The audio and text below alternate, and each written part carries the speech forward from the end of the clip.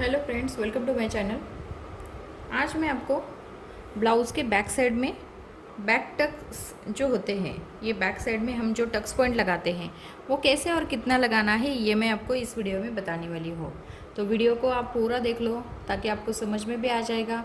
और वीडियो देखने के बाद जो भी समझ में नहीं आया होगा आप कमेंट्स बॉक्स में मुझे पूछ सकते हैं।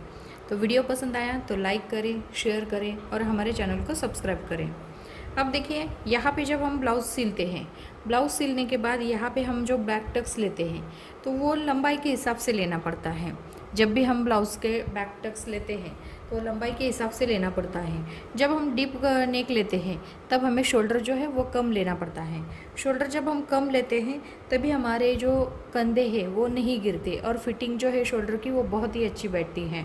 उसके बाद यहाँ पे जो टक्स पॉइंट जो लगाते हैं, तो यहाँ पे हम टक्स पॉइंट क्यों लगाते हैं, क्योंकि यहाँ पे हमारे कमर की फिटिंग जो है वो अच्छे से आ जाती हैं।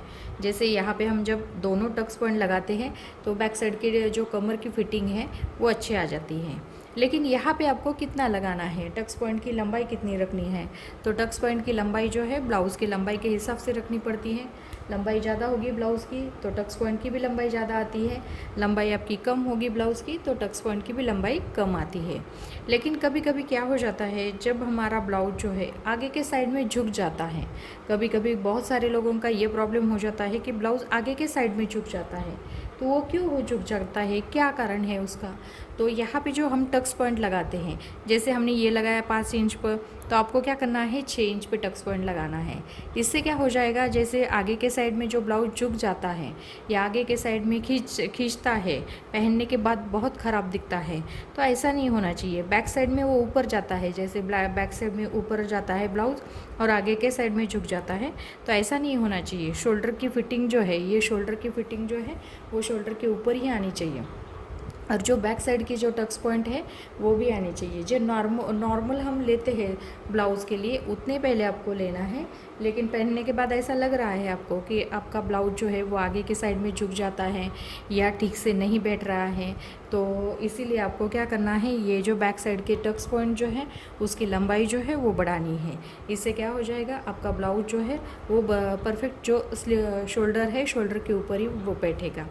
तब देखिए यहाँ पे भी ये जो है यहाँ पे टक्स पॉइंट जो है नीचे के साइड में हम आधा इंच लेते हैं, ऊपर के साइड में हम कम करते जाते हैं और यहाँ से हम सिलाई को निकालते हैं, फिर से वापस हम डबल सिलाई लगाते हैं। यहाँ पे जब हम आधा इंच का टक्स पॉइंट लगाते हैं, आधा इंच का टक्स पॉइंट लगाने से क्या हो जाता है, कमर में जो ढीला ब्लाउज रहता है वो नहीं आता, या ऊपर के साइड में इस तरह से हम पहनने के बाद क्या हो जाता है, ये जो पट्टी है ऊपर के साइड में ऐसी आ जाती है, तो ऐसा नहीं होना चाहिए। तो फिटिंग जो है एकदम परफेक्ट आ जाती है इस तरीके से, जैसे पहनने के बाद इस तरीके से वो ब्लाउज जो है वो हो जाता है, बिल्कुल ख़राब नहीं होता और यहाँ पे आपकी फ़िटिंग जो है वो भी बहुत अच्छी आती है। तो अब देखिए यहाँ पे मैंने बहुत ही सिंपल तरीके से बैक साइड में टक्स क्यों लगाना है, और लगाने के बाद जैसे बैक साइड का जो टक्स पॉइंट है वो हमारा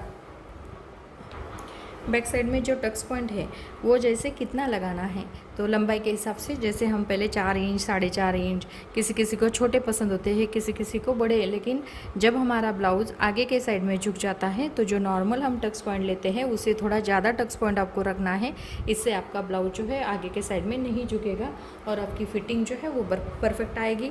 और यहाँ पर हम आधा इंच का टक्स पॉइंट यहाँ पर और आधा इंच का टक्स पॉइंट यहाँ पर देते हैं, तो ये जो ब्लाउज है हमारा, ये जो पट्टी होती है ये आगे के साइड में, जैसे पीछे के साइड में इस तरह से ऊपर नहीं जानी चाहिए। ऊपर जैसे पहनने के बाद भी ये थोड़ी ढीली ढीली लगती है तो ये ख़राब दिखती है इसकी फ़िटिंग।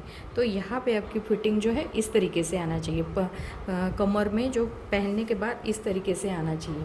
तो यहाँ पे आपको ये टक्स पॉइंट के ऊपर भी ध्यान देना बहुत ज़रूरी है। अब बहुत सिंपल तरीके से मैंने आपको बैक साइड के टक्स पॉइंट लगाना कैसे लगाना है और कितने इंच पे लगाना है ये मैंने आपको बताया है। तो वीडियो पसंद आया होगा तो प्लीज़ लाइक करें, शेयर करें और हमारे चैनल को सब्सक्राइब करें।